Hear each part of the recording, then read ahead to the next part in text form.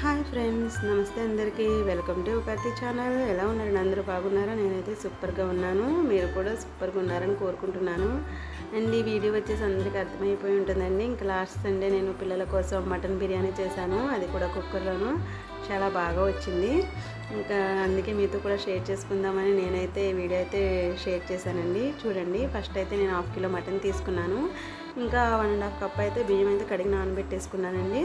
ఇంకా దీనికోసం వచ్చేసి అది నీట్గా వాష్ చేసి పెట్టుకున్నాక అందులో పసుపు, కారం, ఉప్పు, నిమ్మరసం, అల్లం వెల్లుల్లి పేస్ట్, గరం మసాలా, పెరుగు, అలాగే లాస్ట్లో కొంచెం కొత్తిమీర, ఆయిల్ కూడా వేసుకుని మొత్తం ఈ యొక్క మసాలాలన్నీ కూడా మటన్కి పట్టేలాగా బాగా కలుపుకున్నానండి. కలిపేసుకున్న తర్వాత ఇంకా మూత పెట్టేసి ఫ్రిడ్జ్లో ఒక 20 మినిట్స్ అయితే 20-30 మినిట్స్ అయితే ఫ్రిడ్జ్లో పెట్టేశాను. పెట్టుకున్న తర్వాత ఇంకా నెక్స్ట్ ప్రాసెస్లోకి వెళ్ళిపోతే దీన్ని కుక్కర్లో చేస్తున్నాను కదండి. కుక్కర్ తీసుకున్నాను. కుక్కర్లో మనకి బిర్యానీకి కావాల్సిన నెయ్యి ఇంకా ఆయిల్ కూడా వేసుకుని అది కొంచెం కాగాక అందులో బిర్యానీ మసాలా మనకి ఏమైతే పడుతుందో షాజీరా, దాల్చిన చెక్క, యాలకులు, లవంగాలు అన్నీ కూడా వేసుకున్నానండి.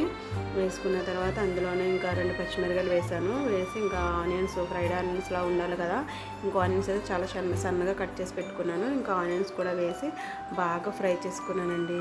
ఎలా అంటే మనకి బిర్యానీ తింటుంటే ఫ్రైడ్ ఆనియన్స్ ఉంటాయి కదా, ఇంకా అలా బ్రౌన్ కలర్లో వచ్చేంతలా ఫ్రై చేసుకున్నాను అనమాట. ఇంకా అవే కదండి బిర్యానీలో కనుక మనకి, ఇంకా అని చెప్పేసి బాగా అవి ఫ్రై చేసుకున్నాను. చూడండి,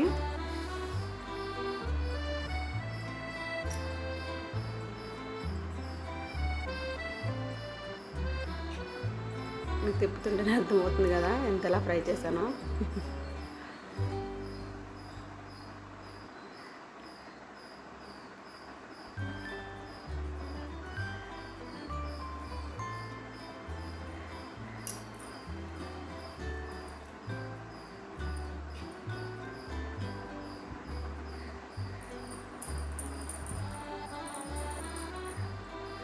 చూసారు కదా, బాగా ఫ్రై అయిపోయింది.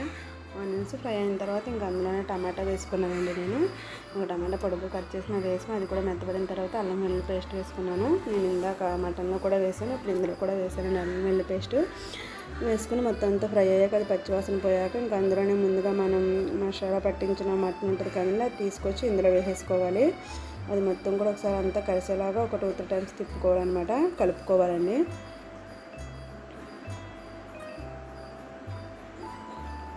కలుపుకున్నాక మన ఇందులో ఉన్న వాటర్ అంతా ఇంకా పోవాలంటే కనుక ఫస్ట్ ఇంకా నేను లిడ్ పెట్టేసుకున్నాను. కుక్కర్ లిడ్ పెట్టుకున్నానండి. ఇంకా విజిల్ పెట్టుకుంటే లిడ్ పెట్టుకుని ఇంకా ముక్క అంతా ఇంకా కొంచెం మెత్తబడేలాగా ఒక 10-15 మినిట్స్ అలాగా పెట్టి ఉంచాను. పెట్టాక నేను నెక్స్ట్ తీసి మళ్ళీ ఒక 1 టైం కలుపుకున్న తర్వాత ఇంకా కుక్కర్ విజిల్ పెట్టేశానండి. ఎందుకంటే విజిల్స్ రావాలి కదా, చికెన్ ఉడికినంత ఈజీగా మనకు మటన్ ఉడుకుతాం, అందుకే విజిల్ పెట్టాల్సిందే. ఇంకా అందుకని చెప్పేసి విజిల్ పెట్టానండి. పెట్టి ఒక 5-6 విజిల్స్ దాకా వచ్చినవి. ఇంకా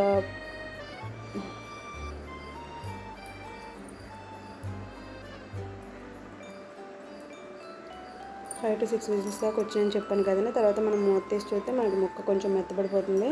మెత్తబడిపోయిన తర్వాత ఇంకా అందులో ఉన్న వాటర్ ఏమైనా ఉంటే అన్నీ కూడా ఆవిరైపోతాయి అన్నమాట.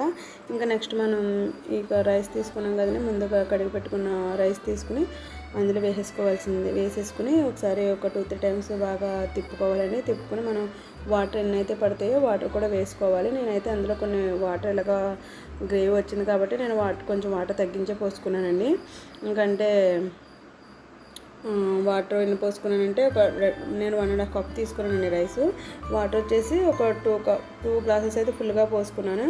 ఇంకా గ్లాస్ వచ్చేసి ఒక పావు అని తగ్గించి పోసుకుని మొత్తం అంతా ఒకసారి బాగా తిప్పుకున్న తర్వాత కింద అడగంటుకుని మొత్తం అంతా ఒకసారి బాగా తిప్పుకోవాలండి. తిప్పుకున్న తర్వాత అందులో సాల్ట్ సరిపోయిందా లేదా చూసుకుని సాల్ట్ వేసుకోవాలి.